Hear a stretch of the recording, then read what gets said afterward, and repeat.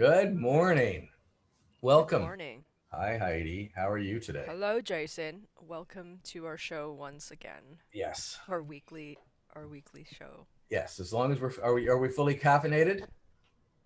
Yep, You look more pretty much. professional having a microphone and head thing. I should maybe just No, put mine on. I look like a tech support Yeah, exactly. operator. Okay. So we're into week 8. We're on the final Mhm. slope of the course where we're basically adding some new content, but mostly just figuring out how to put all of our thoughts together through Mm. this part and putting our thoughts together on the second video, which I've already got posted and I've sent the link to Heidi. Um, Yep, that so has been that's posted. online. And so we're basically moving towards the part of the course where you guys are doing more of the work of finishing up your weekly videos, starting to work towards your final video, which is an extension of the weekly videos, and then preparing for the second quiz with the content and issues that we're talking about right now, right? Yep. Mhm. Mhm. Now I got to figure out which button to press to go forward. I think I just click. There we go. So we're talking about. So this week we're talking about intrinsic interest and performance. Yep. Remember, intrinsic interest is what resides in the individual that's not based on what's going on around the individual at the time. Situational interest is interest in the situation. Intrinsic interest is what the child carries with them, no matter what. And Mm. intrinsic interest is something that's not really well explored in early childhood studies. We're mostly interested in extrinsic interest, which is why we're dealing with issues around, development Mhm. and communication and constructivism, all that social side. But we forget about what goes on in the individual, what the individual's goals and interests and needs are, is Mhm. fundamental. And I've been doing research in this since for 25 years. Like my first academic publication was on intrinsic interest and children and the Ontario Science Center. Um, Yep. and it was loads of fun. But I mean, intrinsic interest is what we should be fostering in the very early years alongside the other pro-social aspects of things. Yeah, Um, I think it's part it's yeah, I always think it's a matter of balance, right? You have to like anything people need to have a balanced yeah, nurturing, and I think the intrinsic interest speaks about that that part that parents might be or adults maybe neglect in the early years, where they think it's all about you know training them to socialize and yeah. all that extrinsic stuff, and I think that Use if your the intrinsic words. Yeah. yeah, and if the intrinsic interest is not discovered, then yeah, I think it leads to a lot of. I can just like think of my own upbringing. It leads to frustration. It leads to a lot of frustration and I think dissociation at And times. So a lot children of who are those. deemed to have ADHD or oppositional defiant disorder or who are autistic, they're usually tried to force to be more social. And what they're saying is, no, I know what I want to do. I want to be doing something that's not what you're doing. And that's Mhm. considered to be Mhm. wrong. But that's actually a sign of somebody actually having an intrinsic interest. John Locke, who's basically the founder of developmental psychology and educational thinking, so 400 years ago, 300 years ago, he said a Mhm. person who doesn't know their own intrinsic interest, these aren't his exact words, is a Mhm. danger to herself and others. If you don't really know what you're into and what you're interested in and why, you're just free floating. You're easy to manipulate. You don't know, you don't have Mhm. any sort of sense of what you're into. So Mhm. how do we help people find themselves? And then we don't really have to worry so much about the social stuff. Um, People will be social with the people once they know what's going on for them. I want to work with you. I want to work with you. Don't want to work with you. Thank you very much. I want to be doing these activities. I want to learn these Mhm. things. And they're developing autonomy. They're developing a sense of self-regulation and control. And Mhm. funny thing is, Montessori educational system is much better at generating intrinsic interest and Mhm. intrinsic motivation that comes along with it. Mhm. And strangely enough, also gifted students tend to be the ones who have intrinsic interest and know what they're into and know what they want to do. And Mhm. people who do succeed in the system tend to have a sense of what they want to do and aren't just sitting around waiting for somebody to tell them what to do. Mhm. So, Mhm. what we're going to focus on this week is basically we've got two articles we're looking at. and then we've got some videos for you to watch later, and we'll sort of talk towards them. I'm gonna really try and make sure we don't go over an hour today. Yep. Um, so Heidi, you read that self Mm. interview with an autistic. Mhm. I wrote it, but you read it. Tell me about it. Well, it is an article written by I mean, like, you. what do you think about it? Not sort of give me a précis of it. It's not a test to see if you. Um, it was really interesting to read. I think my first impression that I expressed to you was that it was really interesting to read your stream of thought and your experience and your story. You know, the narrative about your lived experience as an autistic. And Yeah. my point is, there's a couple of reasons why I wrote it, Mm-hmm. but what's important about it is we all should have done this. Mm. We need to know our stories. We need to know Mm-hmm. what we think about what we think. Mm-hmm. And we don't get the opportunity to do it very often. In my science courses, I actually made people write their stories. And I was forced to write my first time story in teachers college, where I had to write about my experience from kindergarten, well, in elementary school. And I wrote my experience from kindergarten all the way up to grade 5. And it blew my Mm-hmm. mind because the more I wrote about those experiences as I was becoming an educator, the more I got in touch with my own self as that person, as the toddler, as elementary. I didn't go to day daycare. I just started in Mm-hmm. kindergarten. From that time, I got more in touch with all my memories, my thinking, my experiences, my thoughts, and it's always strongly impacted how I've acted as an educational professional. So, and Mm-hmm. I think it would be the same thing if you did that as a musician, as anything. Yeah. What did it Absolutely. take? Yeah. I think that when I always I don't always do it, but sometimes when I'm teaching like an instrument, I talk about how I learned my instrument or the struggles that I went through. Yeah, One is to make it more relatable, make the learning process and challenges more relatable, but it also a good reminder to yourself what the challenges are that you then you can relate to the and students and and how learning. much you've accomplished, and how hard Mhm. it was. I think it creates more humility in the educators. Mhm. Wow, yeah, I'm not shocked that you're having trouble with this. I'm not shocked you're having trouble with that. It took me forever to figure it out. Yeah. Yeah. So again, I was asked to write the article, and don't. I'm just going to go back for a second. So the other article we're reading on performance and stress is written by Charlene Ryan. Charlene Mhm. Ryan usually is teaching this course as well. So this is the where we're bringing in originally. And so Heidi, you're going to have to write an article if you're going to teach this section again, so we can have one from everybody. But again, these articles were there because no article was written that took things up this way. So the need to write an Mm. article is to address a gap in the literature, so that Mhm. we can look at this sort of thing. And by me telling my story is to help you start thinking about how you're going to make sense of your story. Jason says, hey, maybe I should make a note of that because I bet you that might be an interesting question on the final exam. Yeah, and I mean, I But think just having that, those discussions in D2L about, introductory paragraph mhm. in the discussion thread about your, where you come from and your background and your interests. Like I think that even that is helpful um, for yourselves Yeah. and for me, and to be able to relate to one another and to And remind ourselves where we come from. if we're not telling our story and reading other people's stories, we're not we might think that we're alone.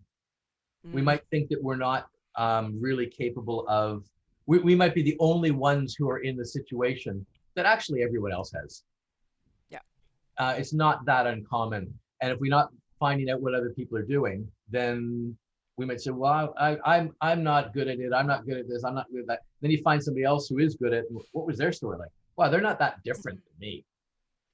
Mhm. And They may have, also, hmm? yeah. Oh, sorry. Go ahead. You go ahead.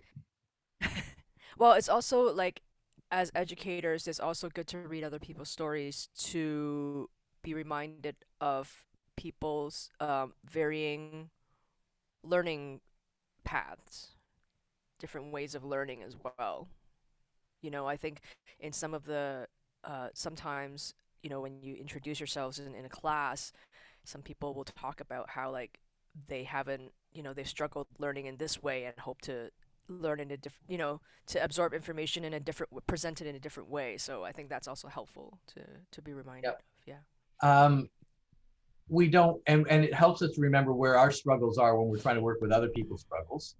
Um, I'm probably one of the best writers of anyone I've worked with. Not because I'm any smarter, it's because I worked so hard to learn Mm-hmm. how to write properly. And I had to end up teach writing. And that Mm-hmm. teaching writing taught me how to even get better at it. Mm-hmm. And it was the practice. I've spent more Mm-hmm. time as a writing practitioner than just about anyone I know. Mm-hmm. And I'm now obsessed with it, but not Mm-hmm. because I was good at it and said, "Oh, I'm really good at this." I said, "Actually, I'm so bad at this. I've got to make sure I can figure out how to be less bad." Right. And Yeah, I think I feel this way about like learning electronics right now. Like I cannot wrap my head around any of this, but I really want to know how to do it. yeah, So I'm just gonna sit here looking at the simplest thing for like a week and just trying to like absorb it in the way that I can, just so I can learn it properly. I studied electronics in high school, and I was one of the probably the worst student in class. And now I've been doing it, relearning it. I'm sort of like I guess, a year ahead of you, Heidi, because Heidi's Mhm. learning it Mhm. right now. I'm learning it still, and I understand more now. But Mhm. it takes its own time, Mhm. and we're willing to stick with it because we want to, because we have an intrinsic interest in Yeah. it. Yeah. You're not learning electronics just because everyone's learning electronics. Mm. You've gotten to a point where I actually want to be able to do something. I'm really Yeah. curious about Yeah. that. Yeah. Yeah. And it doesn't matter how hard it is or how long it takes. Mhm.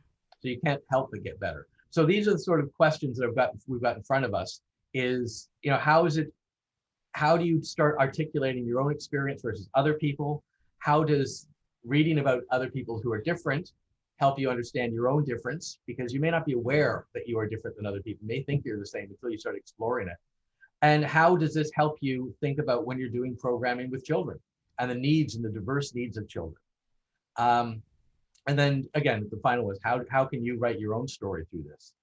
Let's see what's happening. Yeah, and I also want to mention like I think that encouraging ourselves to talk and think about ourselves is not it's not like a matter of an ego or a self-absorption thing. I think Yeah. it's to create it's to just to create more self-awareness and for others to have more self-awareness within themselves And it for gives you, each it's great. other. Yeah, it gives you more to Yeah. share when you actually know what you've got.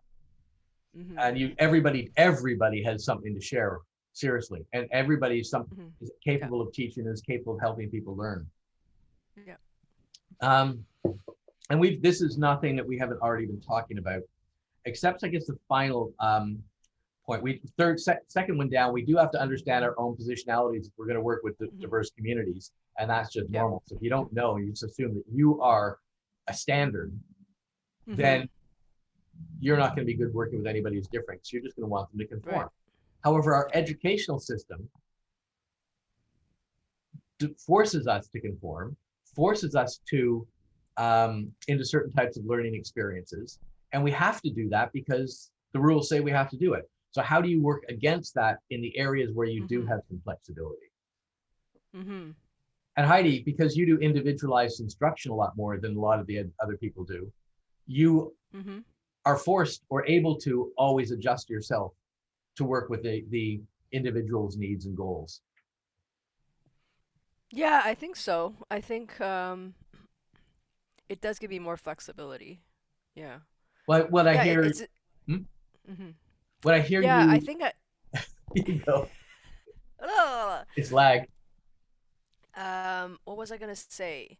Yeah, I think because I do a little bit more private lessons, sometimes I do think about whether I as a teacher should develop a more consistent meth Okay. consistent like pedagogy or consistent curriculum. I mean, I'm still thinking about that. It's not like I teach a lot, privately. It's here and there, kind within community context, and then within like, teaching some of my friends. So, and then now I'm teaching, in a university. So I actually appreciate having these different tiers of teaching to think about all these different options Yeah. and levels of standardization or consistency and Yeah, and so continuity. you might find I'm going to make sure I teach everybody this thing because it's really important and it's working for everybody. But individually, I've got to mix it up for people. I've heard you when you're teaching your SOCAN, your introduction to digital audio workstation. Like you're Hmm. Hmm. directly dealing with that individual person or that group of people's questions and problems, and then just being that on-demand resource for them as they need it. Totally, yeah. So yeah, just like very briefly about that. So it was like 6 week program, and on one day of the week we'd have like a lecture type webinar where we have prepared content, an hour and a half of this what the program does, and then on the second day of the week we have like breakout rooms. So that's actually the time for individual questions and stuff. But during the webinar, for sure, people participants would definitely ask anything from like troubleshooting their own computer, and we have to spend like 5 or 10 minutes like helping them actually just get audio or Yeah. something, um, to yeah, like really specific questions about certain things. But yeah, but then the interesting thing is that usually those questions are also questions that other people have thought about. And the nice thing is we're focusing again on a type of learning experience that these people want. So it's not forcing people to learn something they don't want, which very often happens in schools. It's they're interested in, Mm-hmm. they may not want to ever have to learn certain technical aspects, but they want the results of being able to accomplish certain tasks. So finding out what Exactly. tasks Yeah. are important. And Yeah. Yeah. That's a huge thing. Yeah. and again, being in my science course, we used to call it being a question asker and a problem poser. So my job is to Mm-hmm. help people figure out what the questions are and what the Mm-hmm. problems are that they're having that they need to accomplish what they want to learn. Mm-hmm. And that's what gets them into your course. Like they realize we need a course to learn this stuff. And I Yeah. think as an educator, if we're talking with young children, our job is to find out what their goals and interests and needs are, and then build the learning experiences that support that. Yeah. And if they don't need us to help, we should get out of the way and let the children continue on with what they're doing. Yeah. I think when I was teaching young children in Hong Kong, I was always not super comfortable with just teaching the curriculum they gave me, because I was like, well, how do you know that the kids are gonna like it? And these were like 2 to 3 year olds, or like Yeah, from 18 months to, and yeah, and so especially working in a school, right, where parents have expectations of what you teach them, and so right. I've always been like, I was like, is it just me, or is it like, does this not is this not ideal? Because I'd rather just observe the kids, give them something to Yeah. start with, and then observe what directions they go in, and so yeah. And that's something that's happening through observation. Is not coming through that hylomorphic model that like the parents have. My child at this age should be able to play this type of song. Mhm. Ah, Mhm. what's Mhm. the child doing? Are they engaging? Are their Mhm. interactions increasing in complexity as they learn more? Mhm. And we've covered some of these points, but um, we've got to figure out, like I said, I guess the third from the bottom, how are you going to help children find their intrinsic interests and how are you going to support that? That doesn't work if you're already just imposing a curriculum on them all the time. Mhm. And since many work learning environments force you to do that, like you're saying, Mhm. the parents' expectations, your boss's expectations, the Ministry of Education and expectations. How do you work with that to Mhm. maximize the chance for children to find their intrinsic Mhm. interest through the process? Mhm. Um, and then we really have to ask if we're going to represent equity, diversity, inclusion. Why is ECE, early childhood education, so focused about developmental psychology, forcing children to conform to a norm that's very Western? Mhm. Mhm. That's a conflict that we've got between anybody who's interested in equity, diversity, inclusion, and our developmental psychology is Western. There's a problem there. Now, Mhm. we can't Mhm. escape it because so many of the students who are watching this video have been brought up as developmental psychology and constructivist psychology are the foundations of good ECE practice. Mhm. So you Mhm. can't walk away from that and still be an ECE. But Mhm. if you're aware of a bigger world around it, how do you work with that to maximize um, children's intrinsic Mhm. interests? At the same time, meeting the needs of the state, which and parents would say you have to be extrinsic interests. And do you have to be interested in what I'm doing? How do we help them do both at the same time? Mhm. We mentioned this before, but that's why I've got my ADHD t-shirt on. We should be watching for children who are non-compliant and finding out why they're non-compliant Mhm. and what's really interesting to them. And that's the first sign. So a child who doesn't want to conform, I would say, well, what do you want to do? Right. Yeah. Yeah, Yeah. if somebody's not doing well in your drum class, aren't you gonna ask Yeah. them, well, what instrument would you like to be playing? Yeah. Yeah. Well, I don't like drumsticks. I'd rather be playing with my hands. Fine, let's get out those drums. Like, and Mhm. so Mhm. that's posing a question rather than saying you're not conforming. What do you want to do? And a lot Mhm. of times people say, I don't know. Mhm. How do you deal with that? Yeah, and I think it's easier. It's always, yeah, and it's always easier to communicate with them when you've given them that respect and that space to ask them, well, where are you at?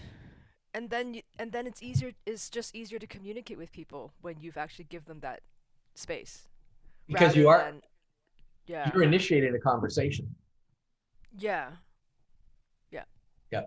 Um, so again, we have to find ourselves where we are in this picture. Are we a top-down teacher who's telling children what to do because that's my job to force you to do what you want? Or am I actually trying to help the child learn and develop? Mhm. I think we already covered all this. So you guys can read this again. It's in the article. But um, I guess the last final point with that is that we have to actively understand our own biases. We can't know our own biases if we don't understand our own stories and aren't watching children to find out what their interests are. So we have to observe their goals and interests and needs in order to understand how to see how different they are, excuse me, from our goals and interests and needs. And then being a professional will be one who can figure out what to do about it. So there. It's really embarrassing making people read an article you've written, but it's necessary.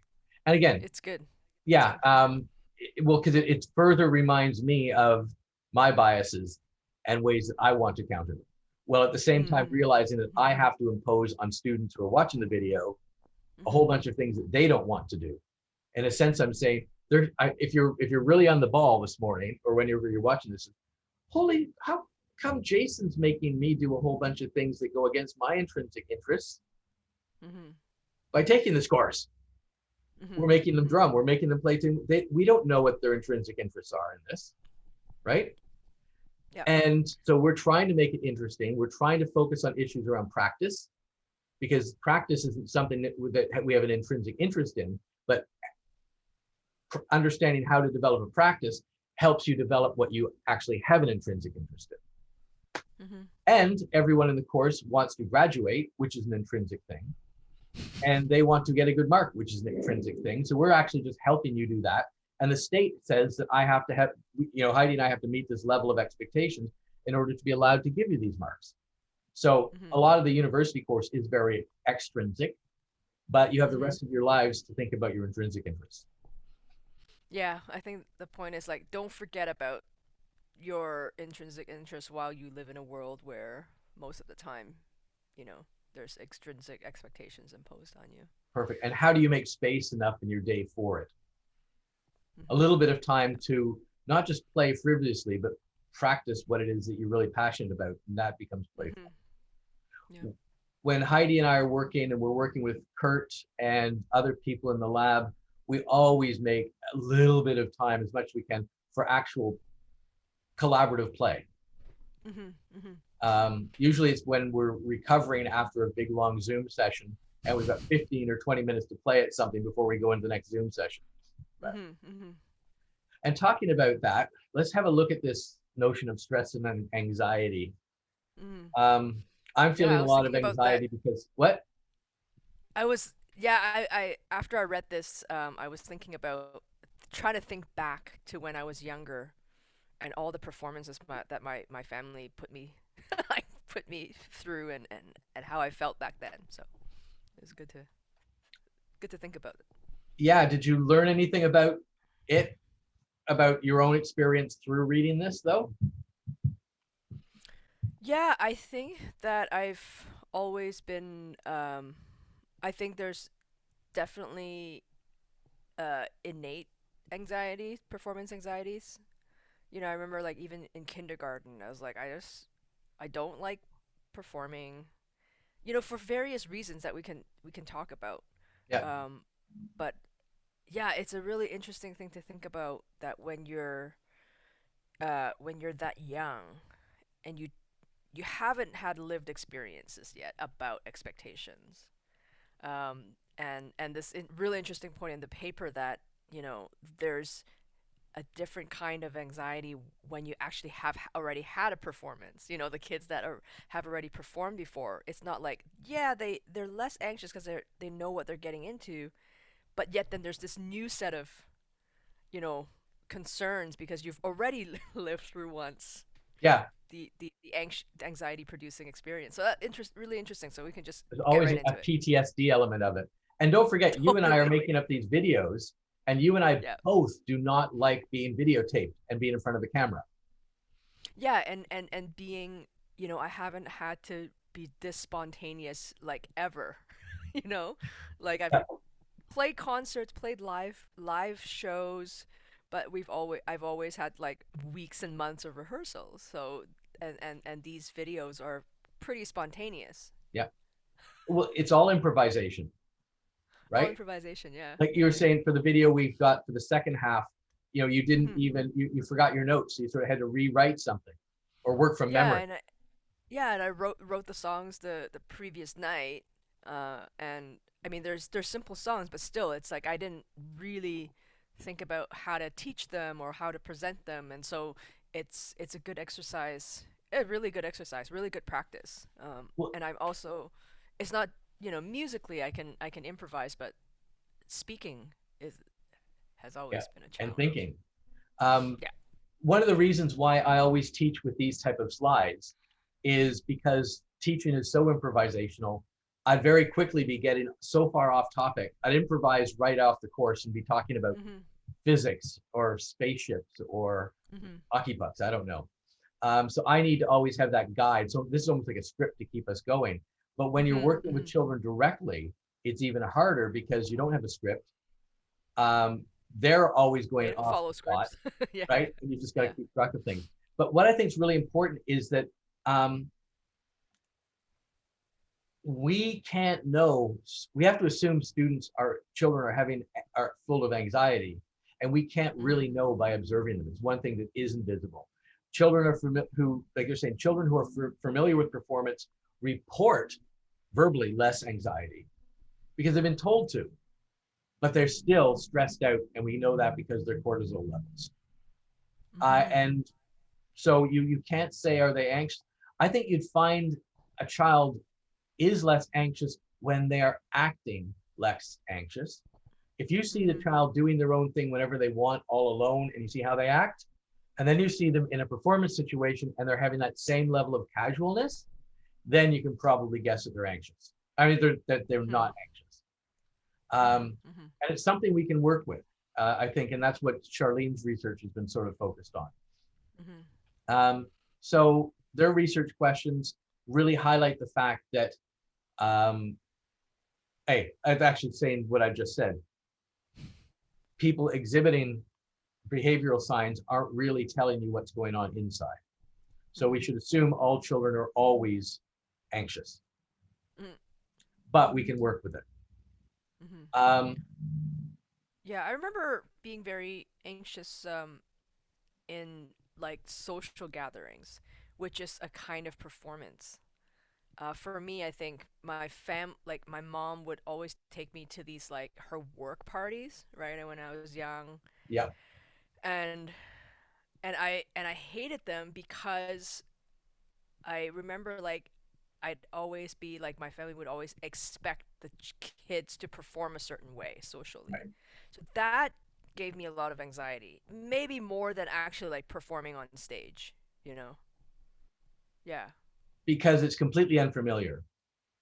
It's completely unfamiliar, and again, like I just hate like not being myself, you know. I just hate to perform as something that I'm not, you know. I have to like say hi to people when I when I don't know them very well, you Right. know. I have to say hi to these adults that I don't even know, you know. So that gave me And remember being very a anxious about lot of that. my students in this course have said, um, I could never sing in front of other adults.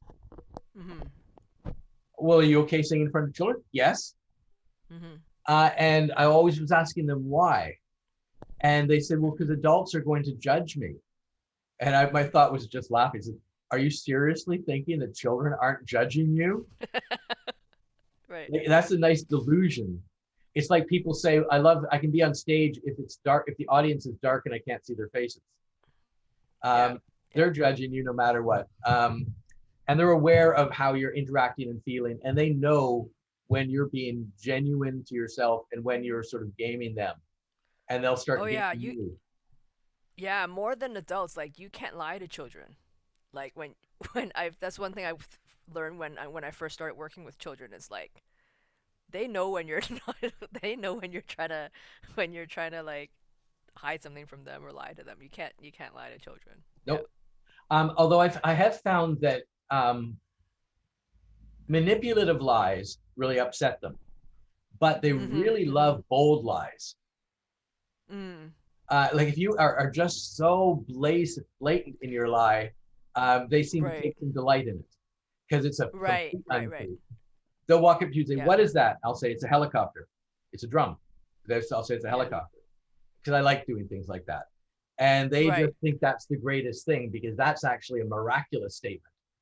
And Right. so they can tell the difference. That was the point. They can Yeah. tell the difference between a manipulative lie and something that is complete farcical untruth. So there's a Right. level Right. of Right. sophistication we don't sort of always think about in children. Yeah. Yeah. And we have to be careful when we're talking about stress and anxiety because they know how to tell us what they think we want to hear. Mhm. And Mhm. so I think that's why a lot of children say, I'm not feeling anxious because they've told, like, big girls don't cry, big boys don't cry, that they have to act a certain way and perform it to keep the adults happy. So if a child Mhm. says they're not Mhm. stressed out and not feeling anxiety, they're probably gaming you and working you to get you to Mhm. believe something that's untrue, which I Yeah, think is and I hilarious. think that that also can become a like a mental habit as you grow up too, which is not healthy. No, no, you can't say, I'm fine, everything's fine, the world's Yeah. falling apart. No, you got to explain to them. And I think we have to model that to children as well, that we're the ones, Mhm. yes, I'm feeling a lot of stress and anxiety today. Are you? If it's Mhm. honest and you are Mhm. feeling it, Mhm. in what situation, so that they can, because they'll know, oh, that's what she's like when she's anxious. Got it.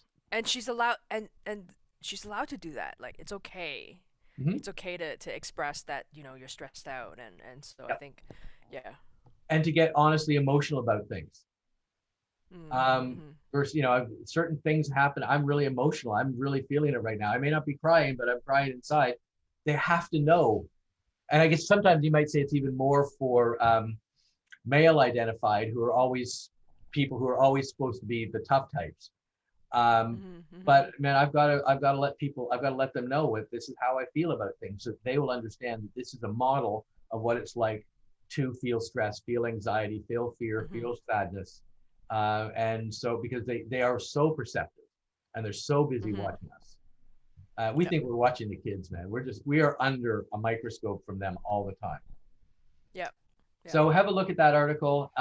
It's really an important article in terms of anything we're doing with children when we're putting them on the spot. And if we don't like Mhm. being put on the spot, they don't like it either. Mhm. Mhm. Any final words on that Yeah. before we go on? You good? I think there were some yeah, there's some interesting points about like if you about the space they're in as well that affected how they if it's a space that they feel safer in, that's not so much of a formal performance space, then they have less anxiety. So that was interesting, and again, that sort of like having to perform again, and then the state that they're in when they're asked to do a second performance. So those things are interesting, yeah, and And also, interesting to think the, about. the concept of like how to familiarize children with the space, Mhm. right? Mhm. And who's coming in? Is it new people or is it old people? If the audience Mhm. is familiar, Mhm. that has a big impact too. Yeah, yeah, and I think like just to think about also, if children are more anxious performing for strangers, or are they more anxious about performing for people they know? Because I don't know, like it could be different. Like some people might be more comfortable performing for strangers because they don't care about their judgment, whereas like them performing for their family, like they care so much about what they think. So I mean, I think so. There's that to think about. And being aware of that. And I guess there's a lot then we have to Mhm. even teach parents and audiences how to perform a good audience in Mhm. front Mhm. of children. Mhm. Mhm. And it's funny because I'm studying guitar right now, as Heidi knows, with a really famous guitar Mhm. player. And some of the people who are actually taking this guitar course are not musicians. They're actually taking this course as audiencers. And they're studying what it's like because they say performance is about an interaction between an audience and musicians. So these people have Mhm. signed up to be audience to this course, Mhm. which is amazing. I've never heard of this happening, but they're actually involved with the musicians and we're doing similar things to understand those sort of practices so they can be better at it. Yep. And funny thing is, it tends a number of the people who've done this, they're actually partners. Their partner is the musician, and they've always had to Mhm. do this, so they're actually participating in this process to understand what it's like to be on the other side. Right. But the guitarist who's teaching us is always saying Mhm. playing guitar the way he is doing it is about performance. It can't Mhm. function without the audience, so the audience is actually part of the performance, and we have to take that seriously. And there are demands on a performer, there are demands on an audience, Mhm. and let's Mhm. look at that. And I think we have to think about that in our teaching because we're often performing for children, but children are performing for us. So what are our responsibilities in that context? And I've not really thought about it very deeply before I started taking this course. So maybe maybe Heidi and I, we should brainstorm about what that might mean of how we could adjust the course for the future. Mhm. Okay, now we're going to talk about a different notion of performance. So we've got a bit of a video. I'm not going to show you the video. I'd planned to show the video, but I ran into a problem. Last week's class that we posted the video on YouTube was actually flagged as a copyright violation. Mm. And Mhm. I had to deal with that last night Mhm. because I showed you the slides of what it was, the two videos. I showed you a little bit of those two videos. Mhm. And that was because I'm playing a Copyright. copyright video inside something. Um, Yeah. so I had to go and say, no, we're using fair use. So don't force Yeah. our video off the internet. We'll see what happens. Right. Right. Right. Right. Wow. Maybe I should Okay. just take it down and put it somewhere else. We'll see what happens.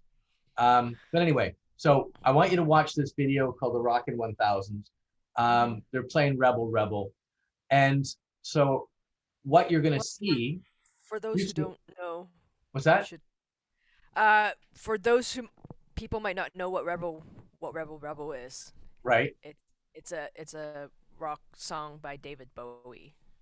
So Yes. Okay, that's yeah. a good point. People may not know that. Mhm. And I liked it for this course because it's about a young person of indeterminate sexuality in the world. It was like the first song that I ever heard of a queer trans individual. Um, this I would have heard this in the 70s, so it's like 30 years ago. Mhm. Um, Mhm. but what's interesting about it when you're watching the video is seeing who gets to be the rebel in this video, which is 1,000 people participating. And we've got young Mhm. people, we've got children playing this, we've got old folks playing this, we've got um, well, once you watch the videos, it's a completely pretty diverse group. It's still fairly white, and it's obviously fairly middle class because they can actually afford to go and travel to this event. But it's one of the most diverse musical experiences you probably see. Mm, mm. Have you seen this Yeah, before? I noticed. I well, I saw it because you told me to see it. But I did notice it was fairly white. And then there's like, there's shots of the. I was also noticing the whole production of it, right? When Right. we were talking about, the reading these questions, like who's involved, who participates in it. And so I was also thinking about, well, first of all, when you listen to the audio, um, I mean, it sounds like a lot of people, but I'm wondering I don't think it sounds like 1,000 people. So just the whole like the audio, right? The experience of the audio recording, it's very good. Like, I mean, sounds really nice. Um, the images. Um, but I was also thinking what it took to produce this, right? So the people participating behind the scenes, the technicians, like setting up 1,000 drum kits or like a few hundred drum kits, miking everybody, logistically getting headphones and for everyone, just like Monitoring. Yeah, production, post production. So watching that video also made me think of everything that goes on behind it, and not just what you see. it's true. And if you do watch some of the other videos that they've got up, because they've got a whole bunch of other songs um, and different groups, different participants every time, they actually spend a Mhm. lot of time unpacking how they put the whole thing together. And you can see that this stadium that you'll see, and slowly people Mhm. coming in and setting up their drum kits and doing all the bits of things and miking everything and going through the process. Yeah. Um, what I particularly like about it is that I would perform with that group. Mhm. No matter how bad I am at my instrument, I'd be bound with a whole bunch of people who would be encouraging me to just do my best. Yeah, that would have been amazing. And the only thing that came close, like for me, is like maybe going participating in like like a music festival, and then you go on stage with all the performers at the end, and you do a big jam. And so that was like the closest thing I've been to like a huge kind of group performance where it doesn't Right. matter what you play, doesn't matter, if you just play something in time, and it So and yeah. being there and participating is important Yeah, at totally. that Yeah. point. And I think it's a great example of where I'm saying we should be practicing intrinsic interest, doing everything on your own. But this is a completely social space, Mhm. very low anxiety, Mhm. except for probably like you said, the people doing the recording, right? Mhm. Yeah. Yeah. Yeah. Um, but all the price of admission is the willingness to participate and willingness to try, Mhm. not how good you are, or you can hide anywhere you want and still be an active, meaningful participant because the point was 1,000 of you. And Yeah. I think Yeah. I'm curious, like, if we're doing things with children and we're always singling people out to be at the front, unless somebody really wants to, I'd be much happy just having everybody doing the same thing rather than trying to get people all doing different things. Mhm. Mhm. Mhm. In music Yeah. class, I'd probably be happy if we were all playing the same notes rather than Mhm. orchestrating everything. Mhm. So I wouldn't feel so singled out all the time. Yeah. It's funny when I was just thinking back to my undergrad music class that when I was teaching them a choral piece, everyone was quite into it because it helped to not single people out. Right. Um, and every year, of course, we'd have like individual one-on-one tests, and everyone would be freaking out because they have to come in one by one and perform by themselves. And these are music students, so they're like, they already do perform, some of them. And it's Imagine if all. you, instead of having to perform alone, you actually sang with your choral group and they had the microphone set up so that the instructor could just pull out your singing and listen to it, pull out the other one, but you're singing with someone else. That would be Yeah, less stressful. yeah, Yeah. Um, yeah, choral teaching choral pieces are great because it helps those who don't sing as well. It gives them support. So a lot of the students are like, I can't sing. I'm like, it's okay. You're part of like a group, in the bass or the tenor or the alto. It's okay if you don't have a range. Pick a part that has a smaller range. Like it was really cool. Like that was the first time Yeah. I was teaching a choral piece, and yeah, I learned so much about where yeah how people fit in and what their comfort levels are with singing for people who don't usually sing. Yeah. And back to my guitar teacher, his pedagogy says you can play any note you want as long as it's the right note. Then silence. But the note is, you have to find out what your note is. And if that's the one you can sing, Mhm. then find a place where that fits in and sing it. Yeah. And if I'm Yeah. drumming with Heidi, and if I was drumming with your group of friends, I would be the one just keeping in time, because I'm actually pretty good at Mhm. just keeping in time at Mhm. 60 beats a second. But don't ask me Mhm. doing that funky thing. Yet Mhm. I can do the funky thing better if I'm copying Heidi and I'm doing it along with her. Mhm. Because even when I Mhm. screw up, which I did in the video you guys will watch after this, I kept screwing it up. But it helped me. I could just make my error and then go back in and find that rhythm and keep up. Because I'm either Mhm. keeping the bass going, keeping the tempo going, or following along with somebody who's actually not going to screw up as much as I do. And those are both great options for somebody who's trying to actually do something that they're not actually going to be good at. Mm. Um, Yeah. Mm. I like playing along with other Um. people now. Like I've learned that.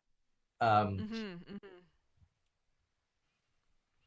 I actually, in the Uh. final comments at the end of the video,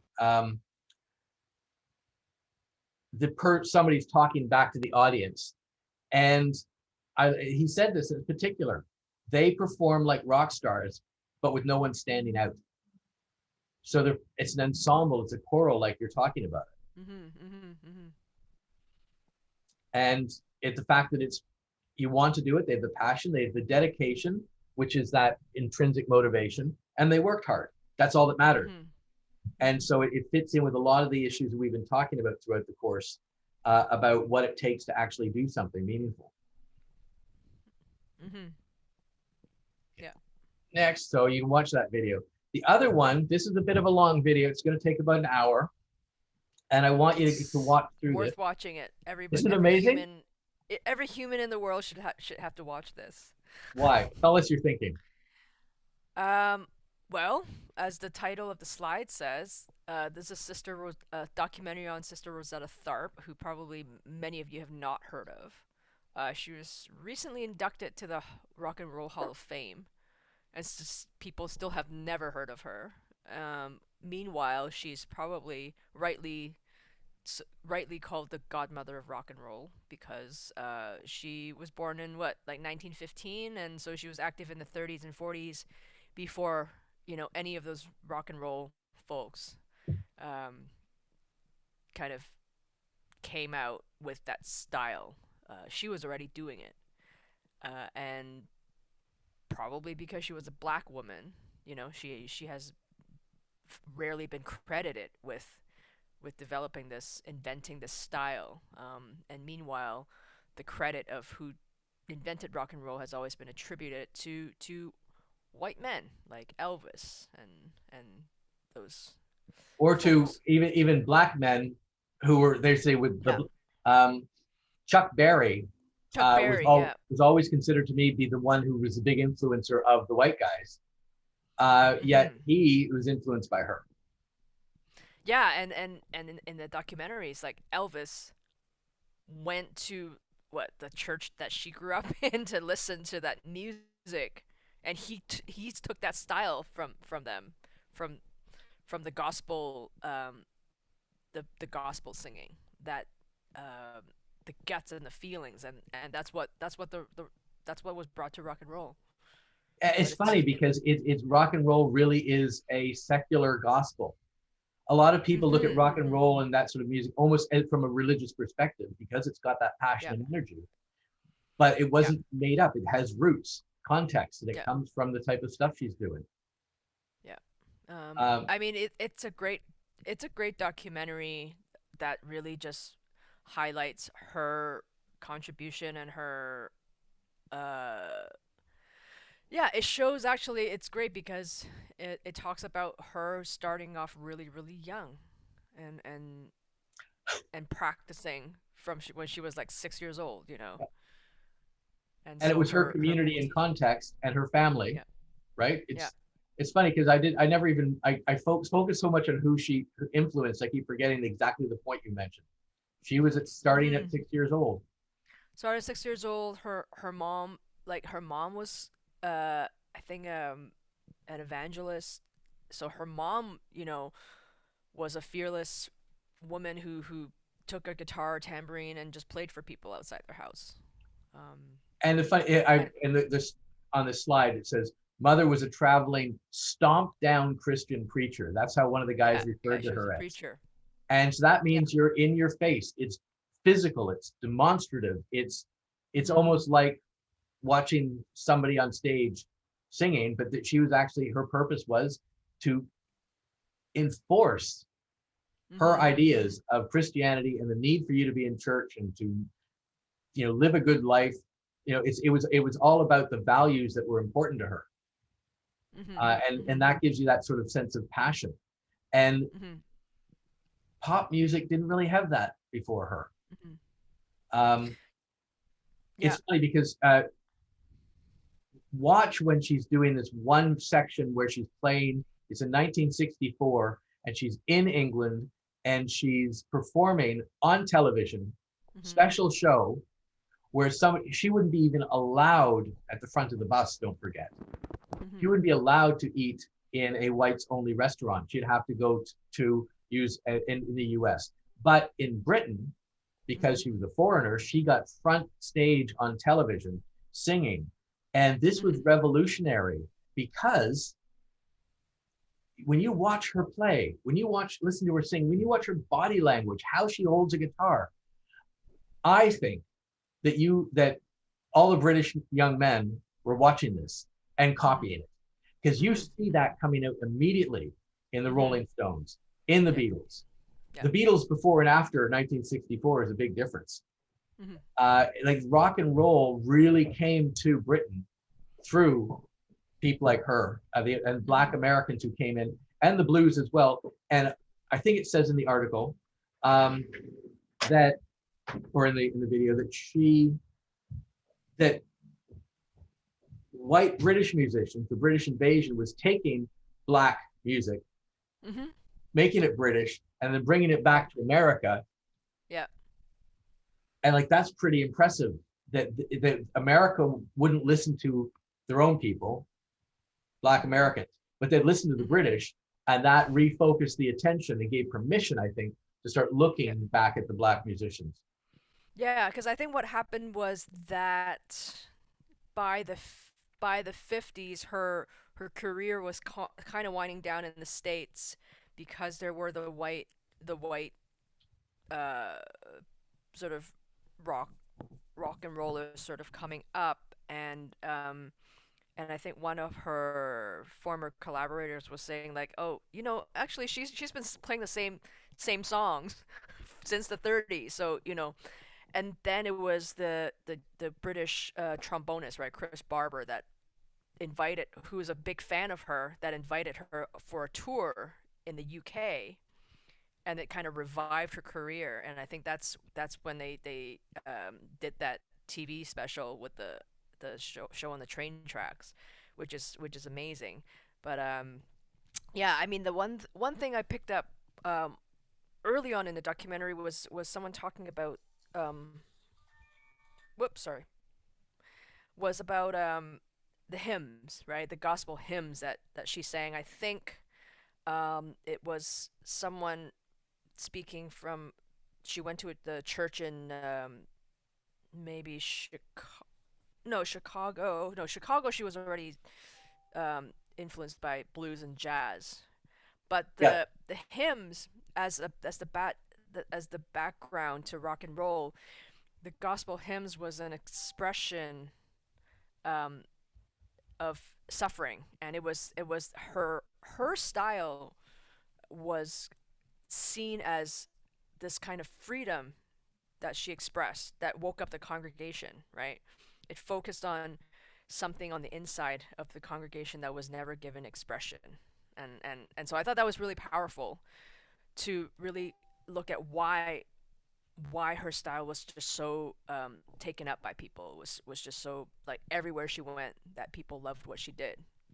And I feel that that really came from her mother's style as well, of Yeah, being like totally. Yeah. stomping Christian. Get out there. It's out there. It's not, oh, we're sinful and we're like this, we're like that. It's like, no, we've got to do something. They have sense that Mhm. Jesus is coming. We've got to work hard. Like, it's sort of like Mhm. it's energetic, and it got Mhm. people, I think, Mhm. motivated. Yeah. Yeah.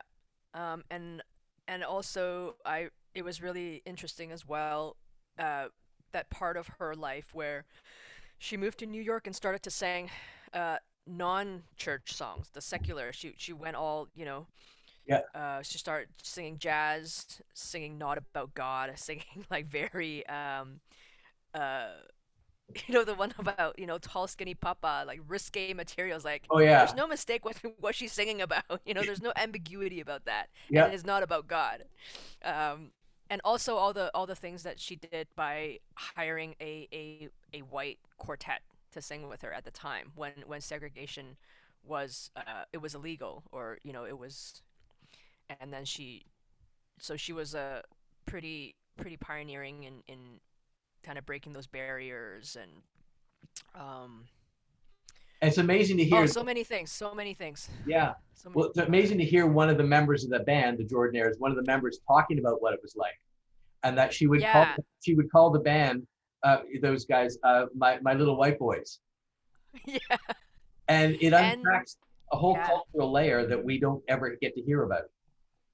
Yeah, and talking about when they were on tour, and how Rosetta Tharpe were not allowed to eat in the restaurants, and they had to like bring her meals on the bus because she wasn't allowed to go to eat in the restaurant. So they were like, we ordered the same meal and we had to take it to her because she had nothing to eat, and she still had to eat in the bus. And then they Yeah. had, and so all that whole thing about yeah, segregation at the time uh was just, yeah, Yeah, and so crazy. we don't get to hear that story.